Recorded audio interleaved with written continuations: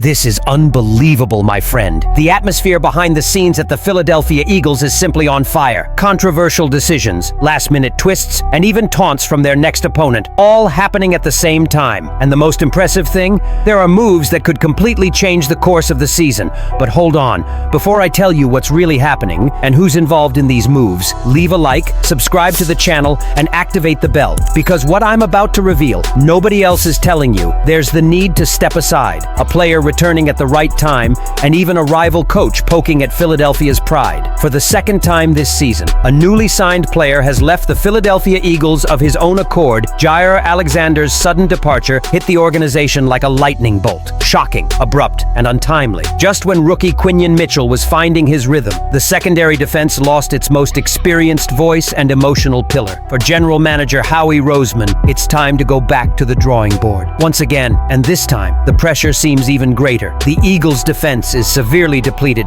and the cornerback position looks more fragile than ever. Jacorian Bennett's surprise return from the injured list couldn't have come at a better time. His last-minute promotion is like a lifeline, a desperate but necessary measure to avoid a total collapse of the defense. Besides Bennett and Mitchell, the team now has Cooper DeJean, Adoree Jackson, Khalil Ringo, and Michael Carter, too.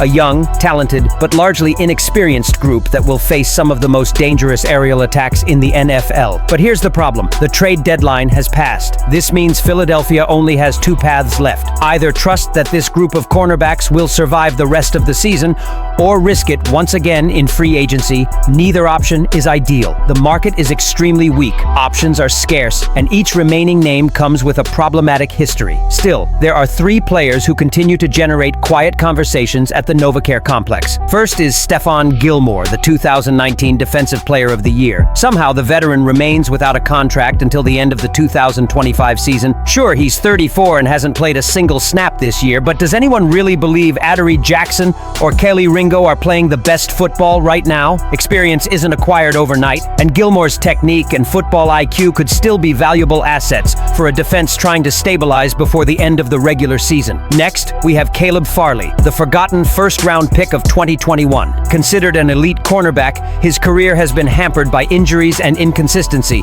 but under defensive coordinator Vic Fangio, whose system has revitalized numerous careers in the past, Farley could be the perfect comeback project. He's tall, athletic, and only 26, the type of player Roseman has already bet before. And then we have Emmanuel Moseley, perhaps the most intriguing and risky name on the list. At 29, Moseley is talented, but plagued by bad luck. His last two seasons in Detroit were interrupted by serious injuries. First a torn ACL, and then a torn pectoral muscle. However, when healthy, he is dynamic, quick, and physical on the line of scrimmage. Everything Fangio demands of his cornerbacks. The question is whether his body can withstand another grueling NFL season. And here we are, in the middle of November, and the Philadelphia Eagles have faced a familiar dilemma. Take another risk or trust themselves. Roseman has already exhausted all options twice this year. And while the debate over cornerbacks continues, some good news finally emerges, and it comes straight from the Eagles' medical department. Finally, the Eagles had a reason to smile. After weeks of injuries, tension, and uncertainty, the first medical report of Week 11 brought a wave of optimism to Philadelphia on the eve of the highly anticipated matchup with the Detroit Lions. It was the kind of update that reminded everyone, this time is not over yet. Big news, Cam Jurgens is back. The starting center, sidelined for weeks due to knee surgery, has returned to practice in a limited capacity. His presence alone boosts the energy throughout the training facility. The offensive line hasn't been the same without him. Brett Toth has admirably filled in, although Jurgens' communication and chemistry are irreplaceable. His return could be the key to stabilizing Jalen Hurts' protection and reviving the running game that once dominated the league. And there's more good news. Lane Johnson, ankle, Landon Dickerson, quadriceps, and Tyler Steen, oblique, practiced in a limited capacity, showing significant improvement. For a group that has been the heart of this franchise, this is huge. When healthy, everything works perfectly, from power runs to Hurts' signature plays. The team also had 5 players fully recovered. Cal Adomidis, finger, Jacorian Bennett, pectoral, Darius Cooper, shoulder, Willie Lampkin, knee, ankle, and Nolan Smith Jr. Among them, Bennett's return stands out. With the sudden retirement of Jair Alexander, which left a gap at the cornerback position, Bennett's recovery could be a game changer. Now, he is expected to directly compete for the CB2 spot with Adoree Jackson, a story to follow closely. Still, all eyes remained on Lane Johnson. The right tackle briefly left last week's game against Green Bay due to an ankle injury,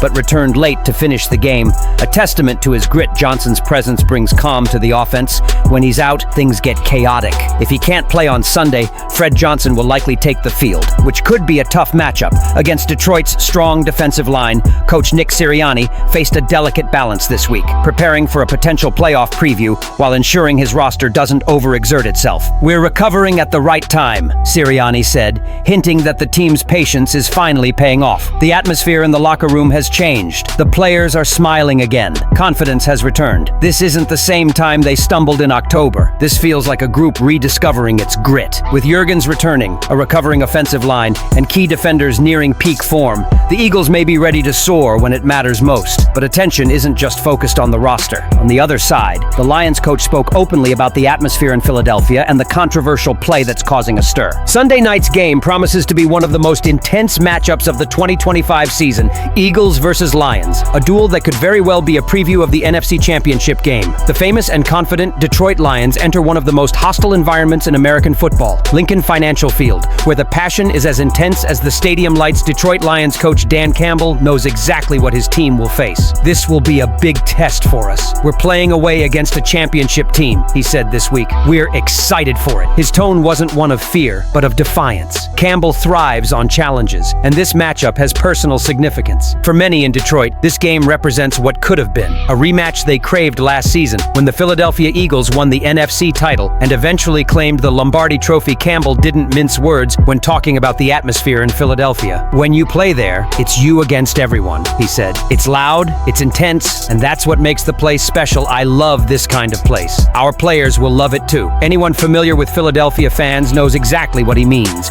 The incessant chanting, the intensity, and the pride that can shake a visiting team's confidence before the game even starts. Then came the question about the infamous tush push, a nearly unstoppable play by the Eagles quarterback that has frustrated defenses across the league. Campbell didn't complain. On the contrary, he respected the play. "They've mastered it. We've talked about it for the last 2 years," he admitted. "We just need to find a way to stop it. If we can stop it once or twice, it can change the whole game." Unlike other coaches who have called for a ban on the play, Campbell made his position crystal clear. "I'm a purist. One day something worked. This is football. If you start taking away plays like that, you change the game. I don't want that." It was the kind of statement that resonated not only in Detroit, but also in Philadelphia, a rare moment of mutual respect between two cities with a strong tradition in American football. The matchup itself couldn't be more intriguing. The Eagles, with 7 wins and 2 losses, are fighting to maintain their NFC lead, while the Lions are trying to secure a place among the league's elite. It's not just a regular season game, it's a baptism of fire. For Philadelphia, it's a chance to quell tensions weeks after internal challenges and roster changes. For Detroit, it's an opportunity to send a message to the entire conference. The stage is set. Campbell's explosive energy against Sirianni's calm intensity,